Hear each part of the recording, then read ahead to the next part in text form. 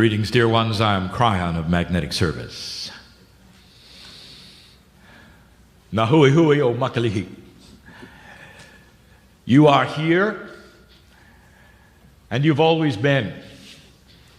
But the key is about to be turned in the lock. And the crystalline is about to be activated in the way that you have expected and the potentials realized. And it has not been an easy journey, but it is complete.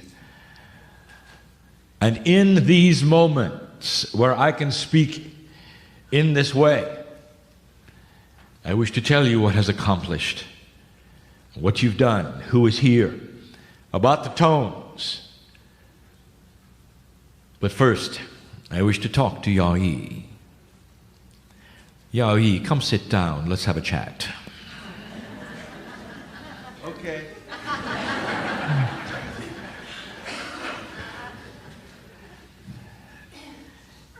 Before me is the manifestation of a system. It's the Akashic system, one that drips with love, with purpose, and with energy. That such a thing could take place where the priest that had the responsibility of the sounds, given by those who have names you cannot pronounce, who begin to flood into this room with the ancestors of the land, could actually take place in this fashion. A system of divine guidance and free choice. And here sits the man, who was also a man back then, who was responsible for remembering in his Akash not just the tones, but the combinations of the communication that talks to the key. And I'm going to explain that in just a bit. Yai, congratulations. Congratulations for duplicating the 24 of 36.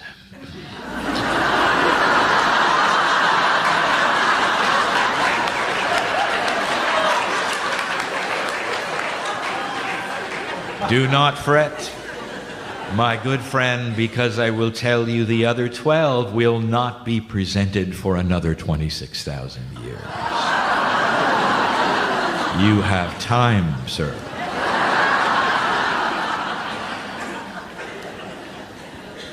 And so as he stands in a moment,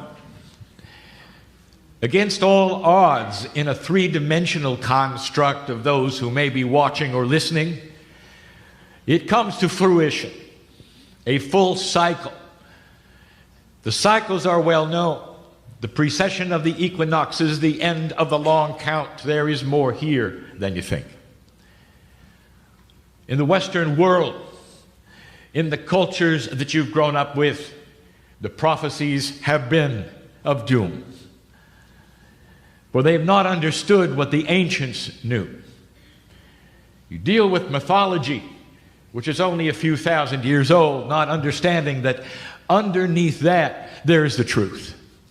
And the truth has been known by the ancients, by the ancestors, by all of those who came years and years ago. And you can see it on the walls etched in their pyramids, in the parchments, who said this is the potential of a beginning so profound that it will mark the difference between ages on earth. And this is the day of celebration in this time zone. Let's proceed, Yai. And so the information continues. And during this day, I will present to you some of the answers to questions that have never been given. For when you talk about quantum energies, you deal in a consciousness that you are not used to.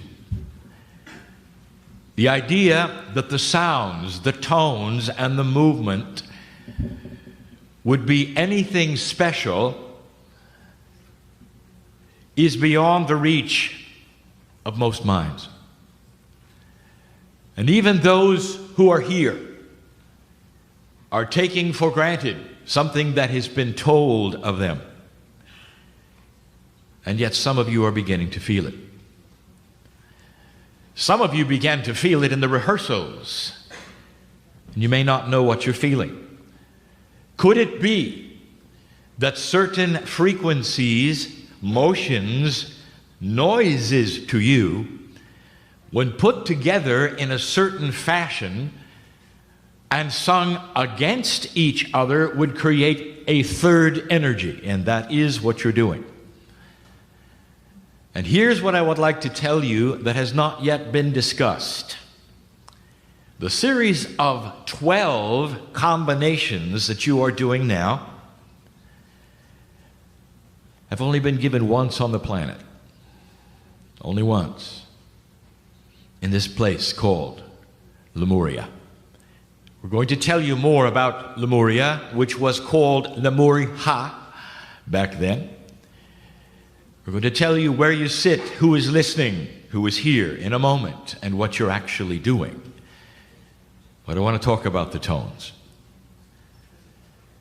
For the base of the 24 tones are simply the elements of a mathematical formula. And this formula actually corresponds to the way DNA interacts with itself. And the good doctor will discover that later. There is a correlation of what he's doing beyond the sounds. But here's what you need to know. Two things today. And the first is this. The completion of this group would appear to be the completion of all 12 pairs. It is only the completion in 3D.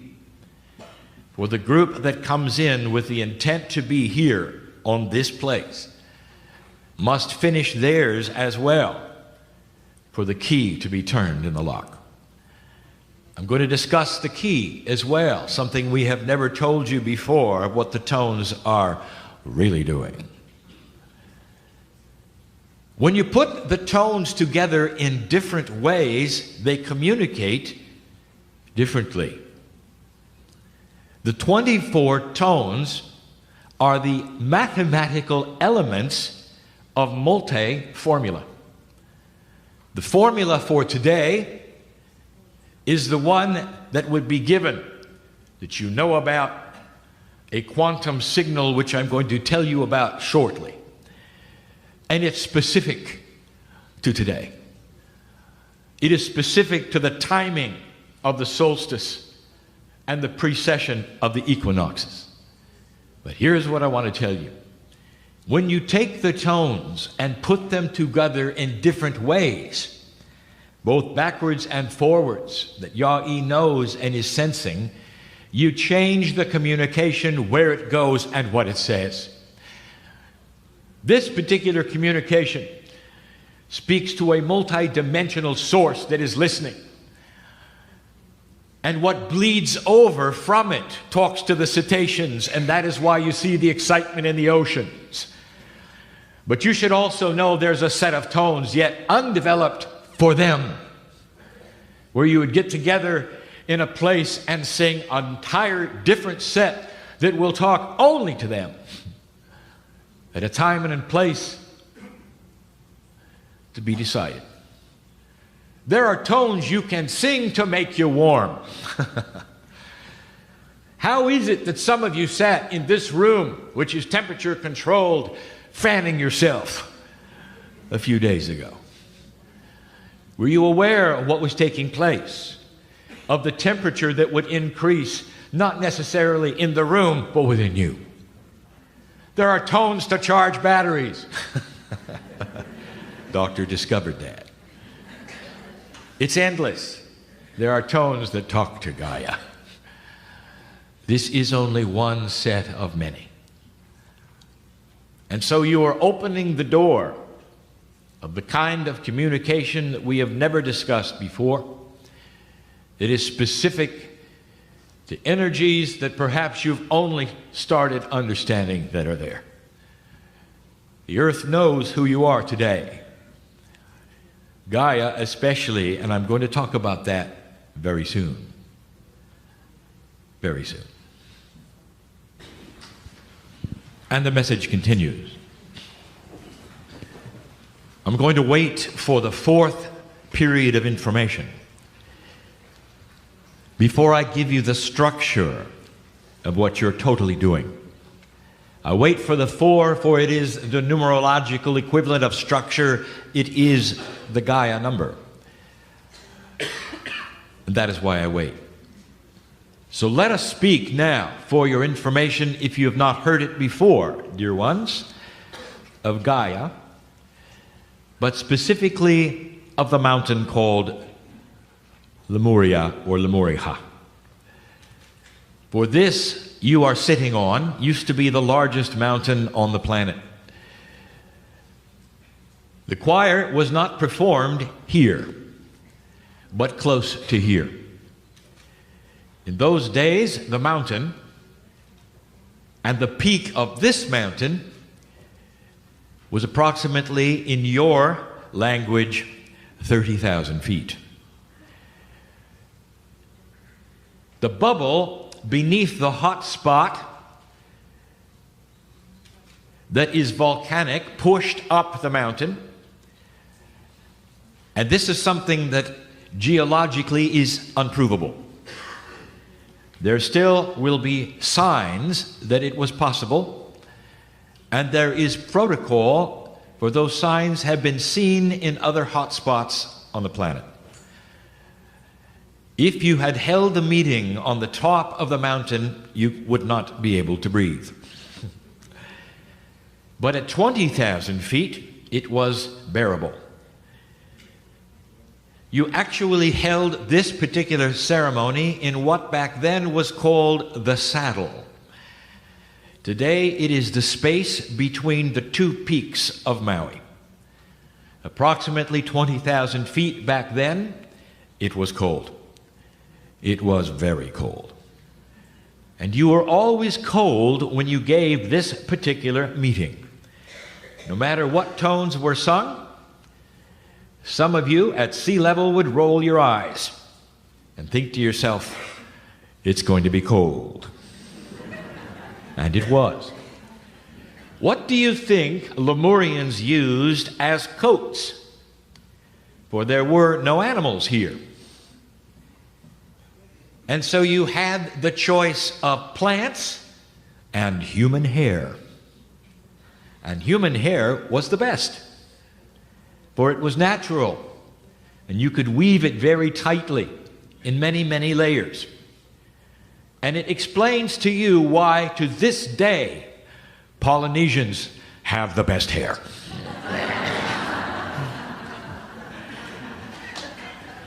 You were always cold. But you did it anyway. And you did it in a time of year just about now. For the same reasons were given you by the priestess, for the celebration that the Hawaiians have of creation, of harvest, of the Creator, is still here. For the earth turns the same way it did then, dear ones. And the seasons were the same then as they are now. And isn't it interesting that no matter what the mountain did later as it subsided and these became islands, that the traditions remained and the ancestors kept them fresh. And this is where the ancestors have the secrets, and you can turn to them, for they've kept everything fresh. And if you want to know the truth of the planet, you will ask the ancestors in every single culture. And if you want to know the truth of the planet today, you will ask yourself, why is it that the tribes are coming together the way they are and celebrating a meld? Why is it that the puma is awakening and that the North and the South are starting to see each other differently. And I will tell you something, dear ones, all of this has been waiting for the key to be turned, which I'll tell you about shortly.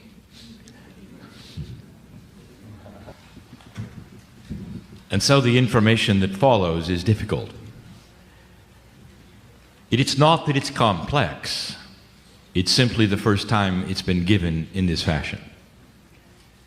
And to set the stage, I will review something that has been given you in the last weeks. My partner took me to some of the most profound energies in the southern hemisphere, where the earth is recalibrating itself and the eagle is meeting the condor, where compassion is starting to be seen as a catalyst, changing that which is called the crystalline grid. A channel given there gave you the accurate, historic way that creation was given to humanity. The years were blocked out and given you, and how long it took and when it began. And when it began was with the Pleiadians. And when they came, the first thing they did was to set the crystalline grid. For the grid which is crystalline belongs to them. It was placed upon the Gaia grid.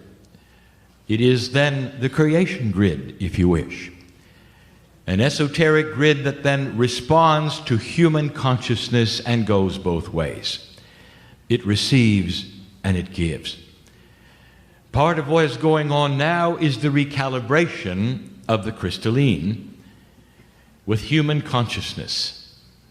Now I give you all of these things to tell you what else it does. What do you know about crystals? One of the only geologic substances that can retain a vibration. One of the only geological substances that can be programmed to retain and have memory.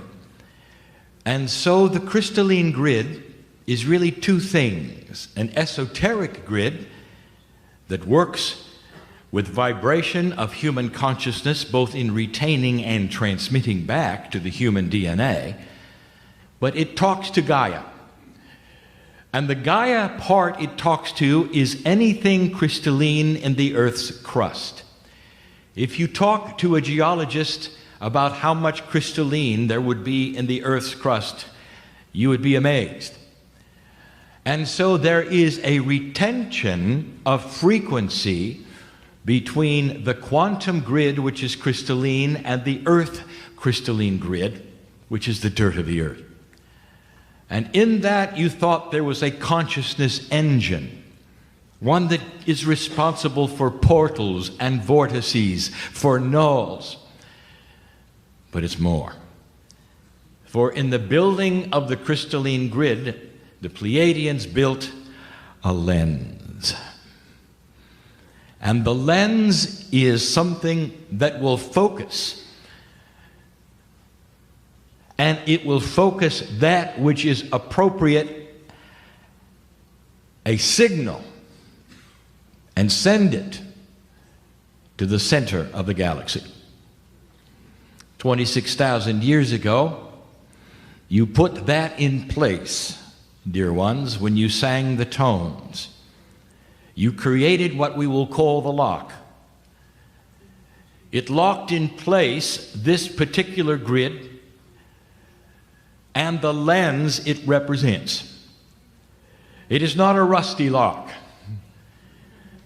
It is a lock that responds and is ready should you have arrived at the time and place at the end of the precession of the equinoxes, when you would turn the key with compassion and lubricate it with the love of the ancestors, and come to a place where through the tones being sung again, the key then starts to turn the lock, and the crystalline grid and the lens starts to focus itself to the center of the galaxy which intersects your sun.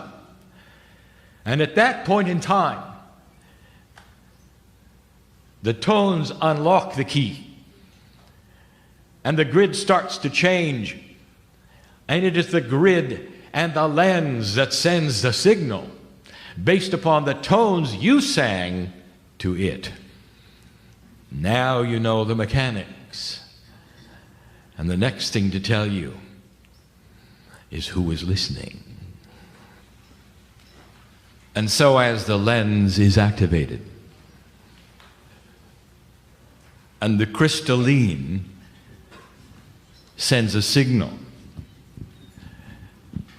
pointed literally at the orbit of your sun into the center of the galaxy. As you have been told, an esoteric thing happens. And then after that, I'm going to tell you a super esoteric thing. The signal that arrives in the center of the galaxy is received by an engine of which you know nothing. In 3 dimensions, and with the limited laws of physics you have, it appears that there is a singularity there, which, by the way, is impossible in 3D physics. You call it a black hole, a place that literally has its own lens, for it bends light and it bends time. It ought to give you a hint that there's something going on there that is beyond your physics. We have discussed 23 years ago that really there is a set of energies, a push-pull energy, that sets the stage for what you would call an entangled galaxy. All of the stars in your galaxy, unlike your solar system, travel at the same identical speed around the center. This is impossible with Newtonian physics. It ought to tell you something is happening. All of the stars of your galaxy are therefore entangled with the middle. The middle, therefore, is the center. And the middle of your galaxy becomes more than just an anomaly of physics. It is the engine of communication. In an instant fashion, the entire galaxy and all intelligent life that has the ability knows that the planet Earth has gotten to a point where compassion counts. Got to a point where the barbaric notions of war and differences between human beings is starting to shift and recalibrate itself. Getting to a point where so many civilizations also got to. And so the signal that is sent at the end of this day, with the second set repeating what you just did, is that it's received and was expected. And that is esoteric. Unbelievable to many, and yet the ancients told you that something like this was possible. The end of the long count of the Maya said a beginning of another calendar. You tear the old one off the wall, it's no longer appropriate, it's no longer good. And you put a new one up. One that is different. It's a different color, it's a different attitude, a different consciousness. But what I want to tell you is what you need to hear. If these things are multidimensional, they are then quantum. What happens to the Earth? Not just the lens that sends to the others, but what about you? And that is what you're not seeing and you don't recognize, that is so profound. I told you 23 years ago there's something called the cave of creation, and it is in the earth and must be in the earth, and it is crystalline. That should tell you something. It is allied with the crystalline grid, and it contains all of humanity's souls. The ones that will come, the ones that have come, Lemurian and not Lemurian. And they are now touched as the key is unlocked. They know it as well as the center. And what is exactly in that cave of creation? I will tell you, it's your ancestors. And who are your direct ancestors, dear ones, as you sit in the room? How many of you have had parents who are no longer here? Well, I want to tell you something. That as you sing these tones, they're aware. And although they may not have given you what you needed during life, in the appreciation of what you believe, they are now. And they're aware. And their parents are aware. And all of the souls to come and that have been, that are part of what you would call the Akash of the earth, are being recalibrated, and they all know. And that's why you're here. And yes, there's going to be more in the next channels to come this day. But perhaps that's the most profound thing you should know. You're not just sending a signal to those perhaps you'll never meet. You've just sent a signal to the ones you've loved and lost and know you very well. Very well. We've spoken of it before.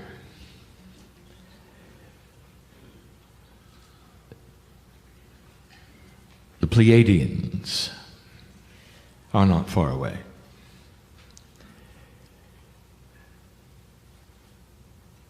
Part of the system of the planet, the very essence of creation, is that they would remain here, the ones who started. In an esoteric way, some have said they live in the mountains of the earth. Some say they even have cities that have names there. All of these things out of three-dimensional perception. Some of them are in the south and some in the north. Of the names that some of you would know, the Elqui Valley and Shasta. And they're there. And they didn't need a lens to know what's going on. For they're here. And the key begins to turn in the lock. And they're feeling it now. And these are the ones who are rejoicing first, that carry the essence of your DNA. And these are the places which will be activated to new levels first. And so these are the ones you're getting the message now from first. And the main message is thank you. Beyond that, for it is a release for them as well. And in a multi-dimensional state, you have released them to complement the recalibration of the grid that they built. None of these things happen quickly, dear ones. But in those moments of silence, there were so many messages in the room. And some were from the Pleiadians and some were more personal. 14 of you here have lost children. Did you hear them? If you thought it was your imagination, it was not. Others heard from your sisters and your brothers who are not here. Thank you. Thank you. A few months ago, I described, and I will yet again, the timing of this event. For you is one day. For astronomers, it is 36 years. And 18 years ago, the seeds were planted for the potential of today. The precession of the equinoxes entered the 36-year window, which you call the dark rift, as the alignment moves across the sky through that which is the stripe of the Milky Way. You are in the center of this 36-year cycle, and there are 18 more years to go. Consciousness moves slowly. But there are those points that push it. And the compassionate events which have taken place on this planet in those last 18 years have pushed it. And this is a compassionate event. The key begins to turn. And in that, I tell you, dear ones, that as light is released on the planet, the darkness is going to fight you. Months ago, we told you to expect yet another small war in the closing months of 2012, and it occurred. We told you to watch for unbalance and do not be distraught when things will break your heart. And it did last week. And all of these things, I will tell you, when you see them, find a place inside you that says, thank you, that we're winning. For this is the unbalance and the dark, flailing against a consciousness that you are creating, have created, and are recalibrating for this planet. It's more than sending a message that you've arrived. For in the process of the message for yourselves, you're saying, we understand we're in a battle. But the battle just turned.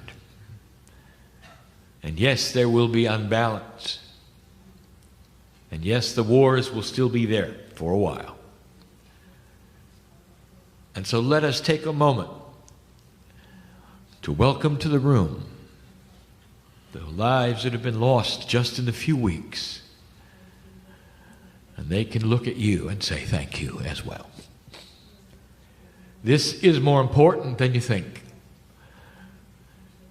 It has to start with you before it means anything to the central sun. You have to have a healing in the hearts in the room before it means anything to a Pleiadian in the Seven Sisters. You're planting the seeds, 18 more years, where the energy is ready for the planting. And you're doing a good job. I'll be back for more. And so it is.